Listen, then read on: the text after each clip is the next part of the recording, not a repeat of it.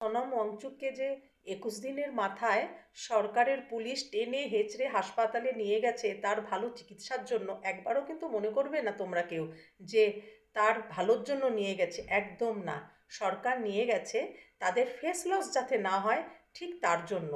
ভালোই যদি বাঁচতেন, তা 21 দিনের মাথায় সরকারের ওপর মহল এসে কিন্তু ওয়াংচুকের সাথে একটু কথা বলতে পারতেন, পক্ষে হোক বিপক্ষে হোক, যেটাই হোক, তাই না? তার জন্য তাকে 21 দিনের মাথায় টেনে হেঁচড়ে হাসপাতালে নিয়ে গেছেন।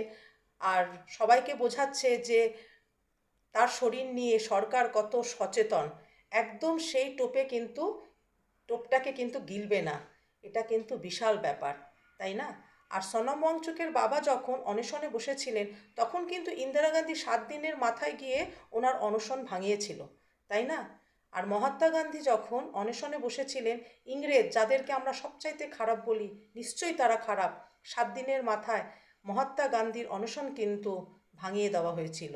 আর এটা তো আমাদের স্বাধীন দেশ, এখানে এই অবিচার হলো কেন? আমাদের মাথায় কিন্তু এগুলো থাকে। তাই জন্য না, কোনো কিছুতে না বিশ্বাস করবে না কাউকে।